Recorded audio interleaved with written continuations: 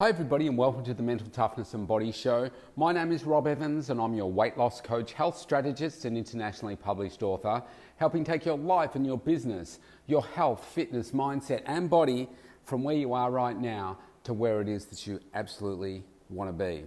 And today I want to follow up from episode 338 where I talked about the service difference. Now if you haven't listened to that episode, please go back and do so, because that will put today's session into context. So just to recap quickly, in that session I was talking about a couple of customer service experiences that I had had over the past one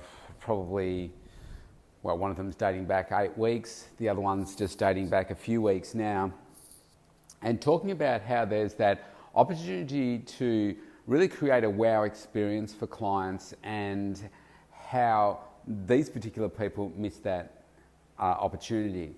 Now, I wanted to follow up today because it does raise the question as to, we all make mistakes, right? We all miss things from time to time.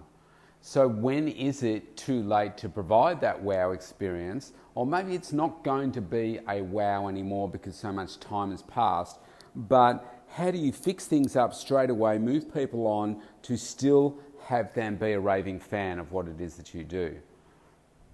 Now, in the one that I mentioned, I'm going to go through two here today because they actually both turned around yesterday. And so I thought I'll give credit where credit is due. And it just prompted me to think, well, I'm sure I've been in that situation before. And I want to talk about the principles of how we go about creating turning an unwow, if you like, back into that wow and raving fan experience. So the first one was around my simple example, my microwave oven. 8 weeks ago, my microwave oven broke. Now, it wasn't the motor inside it that broke, but it's the release button. So my particular one is you physically push your thumb or your finger into the button, and it lifts up a little lever and the door is able to open. Now the push button thing, that actually broke. Little spring mechanism or whatever, it broke. So I took the microwave back into, I won't mention the name of the department store, but I took it back into a big appliance store that's local here. And I said, look, this is what's happened. And now, if I just pause there for a moment, this is like a $200 microwave. Right, it's not a super expensive one. It's not a really big one. It fits in nicely into the microwave space in my pantry. And I bought expensive ones before, and I found that they all last about 2 to 3 years, and then they just seem to have the magnetron or whatever inside them tends to go. So I thought, I'm just going to buy something around the $200 mark. And so I took it back in, and they've looked at it, and I said, oh yeah, filled out a report and everything for it. And they said to me, we'll send it off for repair. And so right then I'm thinking, no one's going to repair this. It's a $200 item. Even if you assume that there's 100% markup on this product, by the time they courier it to somewhere, the person has their time to look at it. It's going to need a new part. Reassembling it, sending it back, they've now lost money on this product. So why would you do that? Either give me a store credit, or you would just say, look, you've still got them in stock over there, just get a replacement one. And they said, no, we're going to send it off for repair. And I said, oh, okay. How long is that going to take? In my head, I'm thinking, 2-3 days, something like that. They said, 2 to 4 weeks. And I said, 2 to 4 weeks? I said it just like that. It came out so quickly. I said, you serious? I said, I can't live without a microwave. I use it 6 times a day. How or more? You just can't live without a microwave. Now that we've been spoiled by having them, I can't, because I live out of my freezer, heating up food, all my meals, etc. And I said, yeah, that's normally how long it takes. So I'm standing there with my daughter and I said, this is crazy. I can't go for that long without it. So I had to go and buy a new one. And she pointed out that, she said, Dad, this is probably a scam. They say 2 to 4 weeks just so you'll spend more money. I said, yeah, you're probably right. But anyway, let's fast track. I got a text message about a month into it saying that your product has been approved to be looked at. Now, one of the things I didn't say was there was food inside the microwave that I couldn't open again. So I couldn't open the microwave, so the food's still in there. Now, if they've taken a month to open this, or even longer, I'd hate to think what the stench is that's now coming from that microwave oven. But anyway, that's their issue. So we're now 8 weeks down the track, yesterday. And I'm like, I still haven't heard anything. What's going on? So I rang them up and they said, oh gosh, I thought this had been resolved by now. Let me just go see what's going on. So they come back and they said, yeah, look, I'm so sorry that that's happened. We're just going to refund you your money. Just send us your banking details, send this email, and we'll refund your money. And at that point, I thought, I told you, that's what you should have done to start with. That's what I'm thinking. I didn't say that. And I just thanked them and said, fine. I mean, you can get all in a huff about it, but, I have got the new microwave. I didn't want to have another microwave that I now have to store somewhere till the other one breaks. So I was grateful for a refund. I thought they would just do a store credit. So there's an opportunity where they could have argued the point, they could have said a whole bunch of other things, but instead they have said, look, we're apologised for it. It shouldn't have taken that long. Let's deal with this customer as quickly as possible. Let's just give them a refund. Bang, done. So I'm going to talk about the principles of some of this at the end. The other one was talking about, and I will name them because I named them in the last podcast, and it's NC Fitness. And they're the prime only company that I recommend for anyone that needs any equipment. It's on my website. You can find the links to the key equipment there on studiospt.com.au. Don't know whether they deliver internationally or not, but you can go and check them out and certainly inquire. But first grade stuff, and I've just got a new batch of their stuff. And in what I was talking about in episode 338 was a couple of examples, and the main one was about I'd bought almost $4,000 worth of equipment from them, and in a week's time, less than a week's time, they'd drastically reduced the price of these things. So it meant I would have saved over $1,000. And I sent an email to the operations manager, and I didn't get a response. And so in the last podcast, I was talking about the type of response that I would have expected. Now, it's funny how things happen, and I do believe that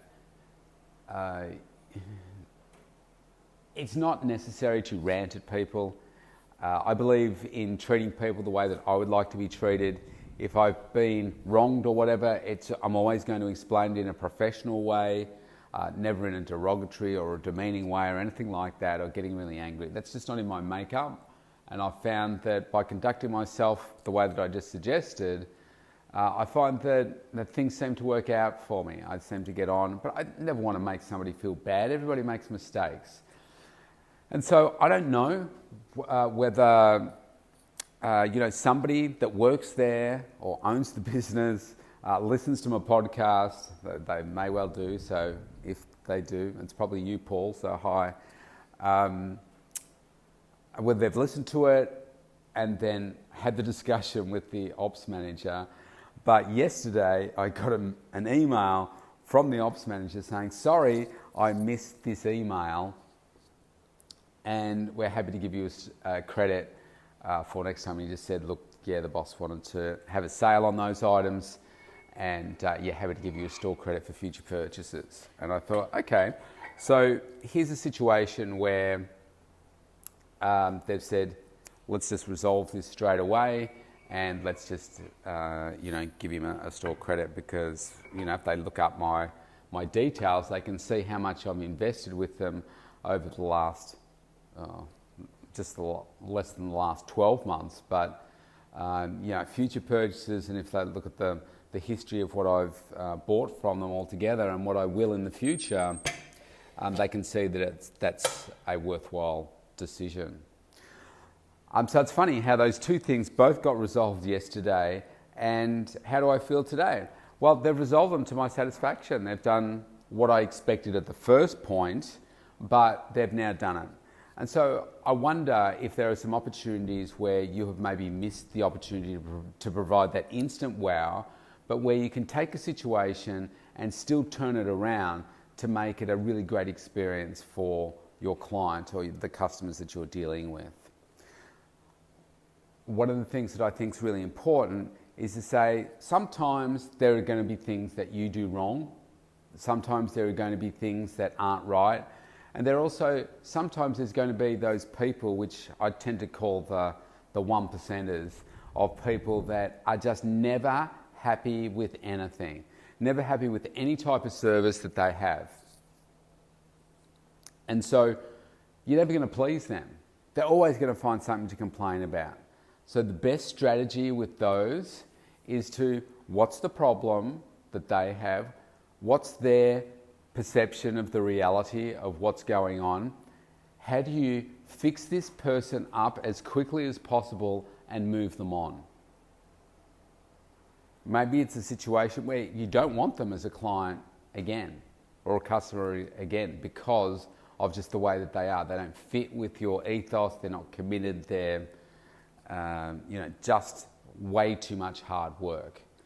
Then you got to fix them up, move them on straight away, and just get on with your life. Like don't get caught up in it so much that it detracts from the service that you're offering to other people because you're so distracted. Just fix them up and move them on as quickly as possible. And yes, unfortunately, sometimes it's going to cost you. And I know that you want to fight the principle of it and say, well, no, you did this, you don't deserve any of that. But then if you think about the long-term management of that person, the impact that it's going to have on your organisation, the impact that it may have on other people, sometimes it's just better to, bite the bullet and say, no, this is going to cost us a bit, but I'm going to resolve it, I'm going to get it done, I'm going to move this person on. When you've noticed that there is a mistake, maybe it's not the angry person so much, but you've recognised that there is a mistake. So what I do if I ever say I've just picked up a new client and then I run a promotion over the next little bit, whether it's the next couple of weeks or whatever. If I've already got it in mind when somebody starts, I'll say, look, I am about to start a promotion next week. This is what the price is going to be.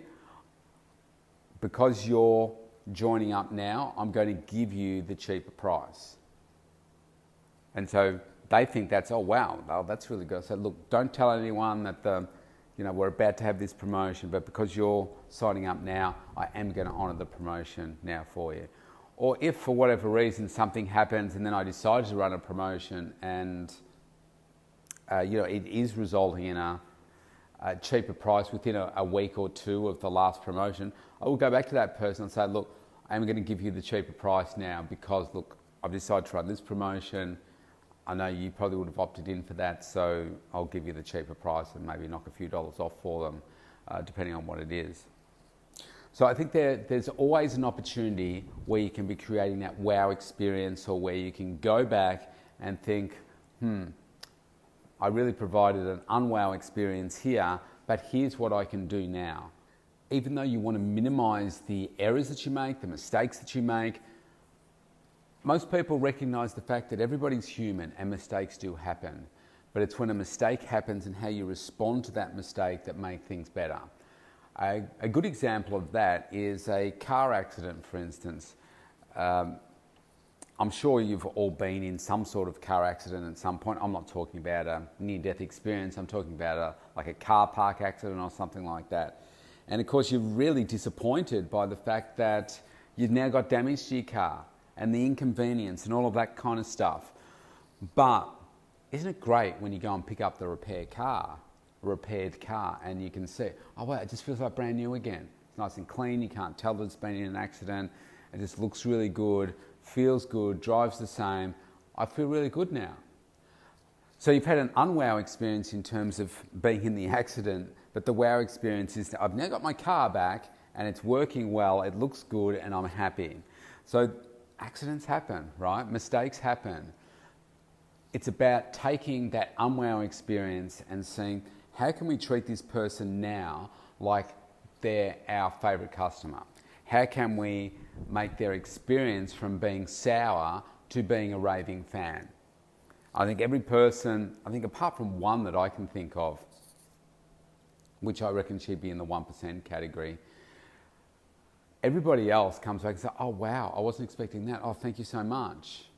And most people never take up the free offers that you provide, but some will. And they become or remain a raving fan because of the way that you've treated them. Because look, some people just have bad days and they will respond in a way that's not maybe their normal communication style or the way that they typically are, but they respond because they're just having a bad moment. And so I think you have to take the personality out of it and expect the fact that everybody has a bad day, everybody makes mistakes, they're obviously upset. Don't take it personally and just address what the issue is, fix them up straight away, think creatively of how you can add on free things perhaps that wouldn't normally cost you anything. So for instance, I might just add somebody into a group class or give them an extra month or something for free, depending on what it is, and say, look, I'm really sorry about that. This has happened. Let's just give you a free month to make up for my error. And they'll be like, oh wow, I wasn't expecting that. Thanks so much. And they continue to come, be a raving fan, and you build that really good quality rapport with them. The opportunity is there for all of us. The purpose of today is to just reach out to you and first of all say, well done NC Fitness, you've come to the party, and I was going to stay a customer anyway, but now this is one of those things about becoming a raving fan. And maybe they've learned something from it too. Maybe they need to be thinking more proactively about what they can do in these situations, or maybe it just comes down to an individual not checking their emails regularly enough or something, who knows, whatever. But we can all learn from the mistakes that we make. We can all learn to provide a better experience for people, and I just say let's create those or turn those unwows into wows, and let's just make everybody happy and become raving fans. All right, stay safe wherever you are. If you want to connect with me, you can go to thementaltoughnessandbodyshow.com, opt in for that free consultation. I would love to connect with you and start making 2021 your best year yet. We're halfway through the year. How are you going with your goals? See you tomorrow.